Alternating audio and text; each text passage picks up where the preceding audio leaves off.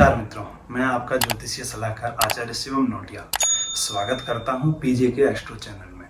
आप अपनी कुंडली का विश्लेषण करवाना चाहते हैं, किसी सुमुहूर्त के बारे में जानकारी चाहते हैं, कुंडली मिलान करवाना चाहते हैं, रत्न रुद्राक्ष के बारे में जानकारी चाहते हैं, परामर्श चाहते हैं, आप हमसे संपर्क कर सकते हैं। कोई धार्मिक अनुष्ठान करवाना चाहते हैं, ग्रह दोष निवारण के लिए ग्रहों के जप अनुष्ठान इत्यादि करवाना चाहते हैं, आप हमसे संपर्क कर सकते हैं। हमारा मोबाइल नंबर है 9368765394। आज हम चर्चा करेंगे जन्म कुंडली के नवम भाव। नवम भाव भाग्य। जीवन में भाग्य का साथ नहीं तो कुछ नहीं। आज उसी भाव पर हम चर्चा करेंगे। आप वीडियो को पूरा देखिएगा।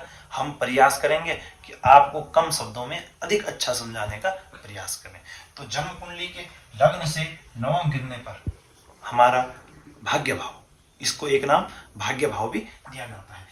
भाग्य संबंधित चीजों का विचार, भाग्य का विचार जब आपको करना हो तो जन्म कुंडली के नवम भाव को देखना परम आवश्यक हो जाता है।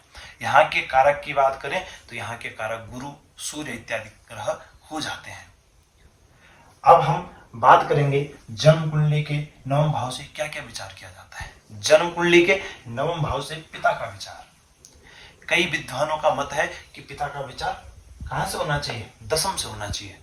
क्यों? क्योंकि माता का विचार चतुर्थ से, माता का पति अर्थात पिता, इसलिए दशम से विचार किया जाता है। लेकिन हमारी जो संतान है वह हमसे पंचम है, तो हम जिसकी संतान होगी हमें भी उससे पंचम होना आवश्यक है। इसलिए हमारे मत में, कईयों के मत में भी पिता का विचार नवम भाव से किया जाता है।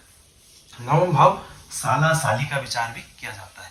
पत्नी से सप्तम भाव से तृतीय भाव है तो छोटे भाई बहनों का विचार, पत्नी के छोटे भाई बहन अर्थात साला साली का विचार भी हमें किया जाता है। हमारे पूर्व जन्म के कर्म कैसे थे उन सब का विचार भी हमें नवम भाव से किया जाएगा। नवम भाव ही हमें बताएगा कि हम धर्म करेंगे तो कितना फल हमें प्राप्त होगा। गुरु का विचार, गुरु महत्वपूर्ण चीज। आप गुरु की सेवा करेंगे, आपके अंदर गुरु भक्ति कितनी है, इन सब चीजों का विचार हम जन्म कुंडली के नवम भाव से करेंगे। नवम भाव ही आपका धार्मिक कर्म जो है उन सब का विचार हम नवम भाव से करेंगे।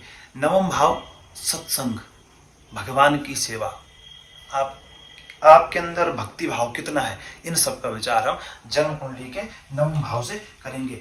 नवम भाव ही बताएगा कि आप जीवन में धार्मिक यात्राएं कितनी करेंगे। नवम भाव ही बताएगा कि आप गुरुओं की सेवा कितनी करेंगे। नवम भाव ही बताएगा कि आप धार्मिक क्षेत्रों में कितना भ्रमण करेंगे।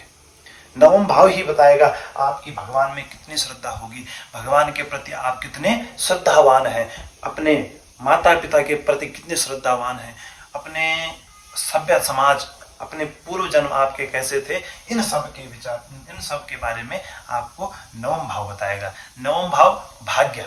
जीवन में आपका अगर भाग्य साथ ना दे तो आपका कोई साथ नहीं दे सकता। भाग्य आपके साथ है तो सब कुछ आपके साथ है। तो भाग्य अगर आपके साथ है तो सुख भी आपके साथ है, धन भी आपके साथ है, सुख साधन सब कुछ आपके साथ है। तो नवम भाव भाग्य।